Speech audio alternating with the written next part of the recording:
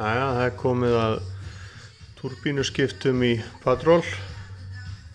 Ég ætlaði nú að byrja að taka eitthvað smá vídeo þegar að ég myndi byrja að rífa en glemdi því. Sem sagt búið að rífa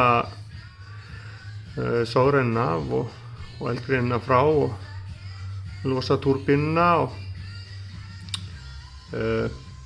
intercoolerrör og hitt rörið er farið og svo í olíu og vatnstengingar og púströrið var bara tekið með sversög. Það var hvort er ónýtt beygjan á því komin í gegn og ekki eftir neina slægjast þar. Þannig að pakningin á bakvið, kaupi nýja í þetta, aðeins þannig að láta á sjá. Túrbínan er svo hérna. Þetta er önnur eldri bína. Þetta er túrbínan sem var í.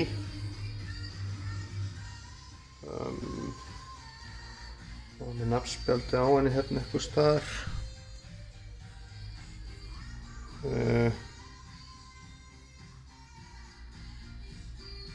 Þetta er Garrett túrbína, en ég kannast ekki við númerið í sjálfu sér. Það má vera að þetta sé einhver bína sem hefur verið svona eina af þessum orginalbínum í Patrolum. Það eru víst alveg 3 eða 4 mismunandi.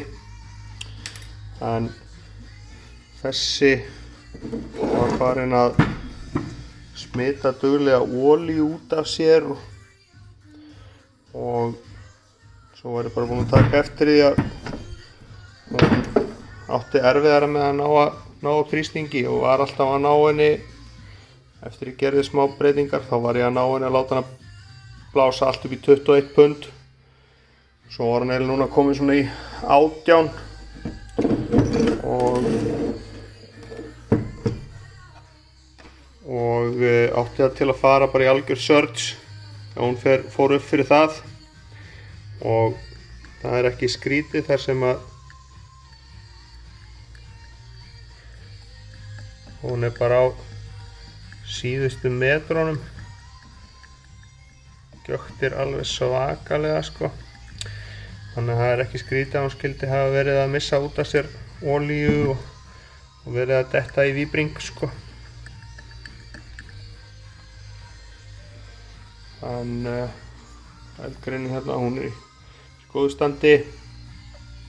Púströrið, það var alveg búið og downpipeið, það er hérna einhvers staðar. Hvar var það? Hérna er það. Það verður bara að nota áfram, góðu lagi með það. Ekki hugmynd hvort það sé orginal eða ekki. Það er að sjóða upp á þessa bolta og ná þeim úr. Annars er það bara gott. Svo held ég að nýja túrbínan sé væntanlega á morgun.